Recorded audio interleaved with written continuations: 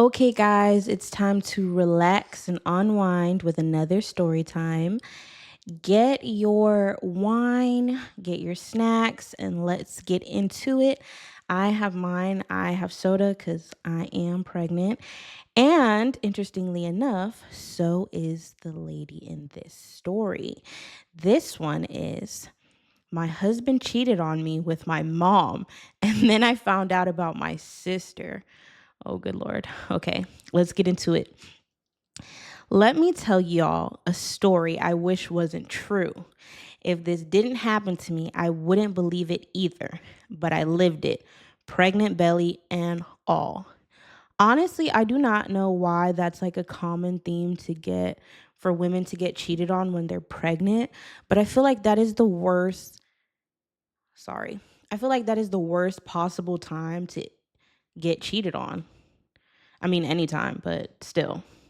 So I, 28-year-old female, was married to a man I thought was my forever.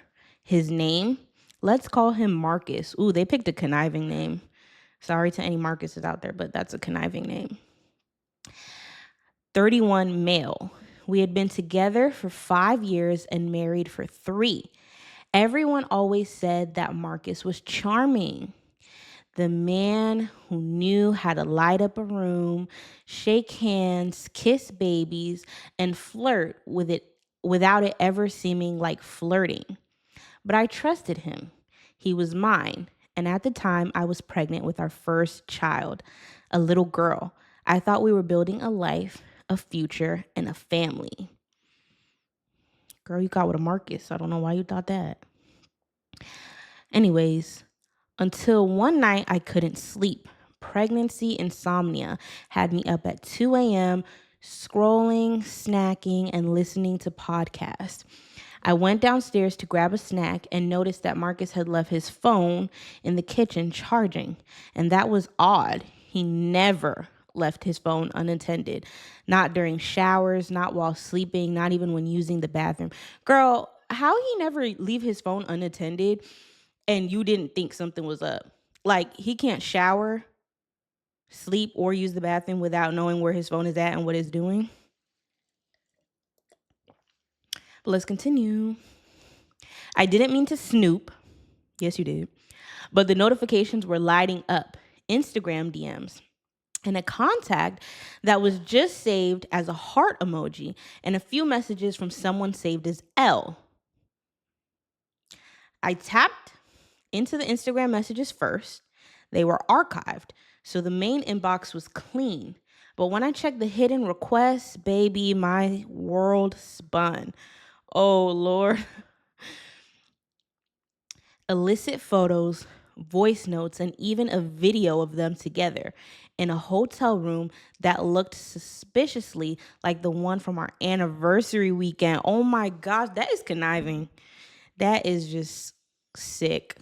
The same hotel he took you to your anniversary, he took someone else to. That is just sick. I sat down, heart racing, and started piecing it together. He was cheating, but with who? I couldn't make out the person in the video very clearly. And then I heard it, the voice, the laughing, the moaning, the talking. It was my mother. Oh my gosh. Oh my goodness. That is so gross. Like, in so many ways, but like seeing your man cheating, seeing a video of them together, and then recognizing the voice as your mom's, that is so just, oh my gosh. I dropped the phone. I didn't cry. I didn't scream. I just went numb. Well, then. My mom, 49 female, had always been the hot mom growing up. People mistook us for sisters. She was flirty, a little too flirty, honestly.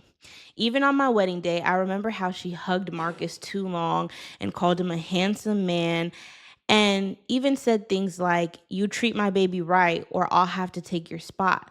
I thought it was a joke, but it wasn't. The next day, I confronted Marcus calmly. He denied it until I played the voice note. Then that's when his face cracked. He started crying, and I mean crying like a victim. I love seeing those videos on Instagram of men who get caught cheating and then they start like bawling on their knees crying like, what are you doing? Get up. But anyways, Marcus was doing the same thing. He had his actor cry on and he was crying. So he told me it was a one-time mistake and that he was drunk and lonely and confused. Confused? Sir, why are you confused with my mother? Oh my goodness. Then I went to my mom. She didn't deny it. You know what she said? Oh, you were so busy with the baby in the house. Marcus needed a woman. Oh my God. It would have got physical. It would have got violent. That is, oh my gosh. Okay, anyways. A mother. Oh, sorry. A woman. I'm your daughter. My baby's heartbeat was literally inside of me. And you're over here playing side chick to my husband? That's so real. I went no contact with both of them, packed up and moved into my cousin's spare room. But Marcus kept calling. He kept texting. He kept begging. He said he was broken and that he didn't want to lose his family. And I don't know why, but a part of me, maybe the part that grew up watching my parents fall apart, wanted to believe he could change. So I agreed that we could do counseling. I was hormonal, I was emotional, and deep down, I didn't want my daughter to grow up without a father. We spent months rebuilding that trust. Or at least that's what I thought. Lord, Marcus and the mom got it right back on, didn't they? So let's just fast forward to 6 months later. At this time, I'm back home, big belly, baby shower planned, and we're doing our weekly therapy. Seeing things seem stable. But then my little sister Layla, oh Lord, 22, female, starts acting weird. Layla is only my half sister. My dad had her years after divorcing my mom. She's the fun aunt, always around, always laughing, always supportive. She had been staying with us for a few weeks after getting laid off. I didn't think anything of it. She even offered to help with the nursery stuff and the baby prep. Okay, let me be honest. I would definitely have my sisters around like without a doubt. And I think anybody would have like their siblings around. But if you just caught your mom with your man, it's safe to say your family is kind of trifling. So I don't know. But anyways, one day I caught them exchanging a look. You know, that look. The kind of look where people don't say anything out loud, but their eyes tell the whole story. To this day, that look still haunts me. That night, Marcus was in the shower and I saw Layla's phone light up on the couch. Now, I'm not proud of it, but I had to know. So I opened her phone. She doesn't even have a lock on her phone. Rookie mistake.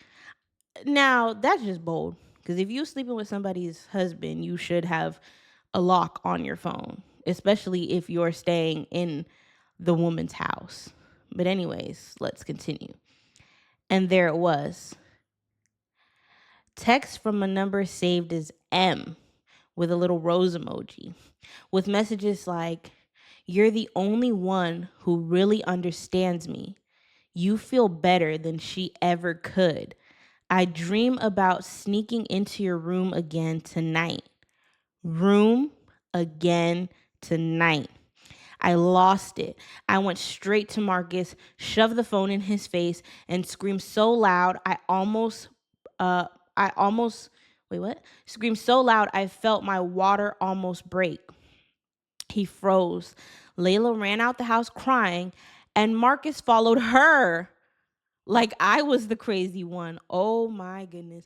You know what? I used to watch this show called Cheaters, and it's so crazy when like the the person the guy's cheating with and the girl that he's with is in the same like area, and he be going after the one that he cheats with, because that lets you know where his feelings really are, girl. Like, that is crazy.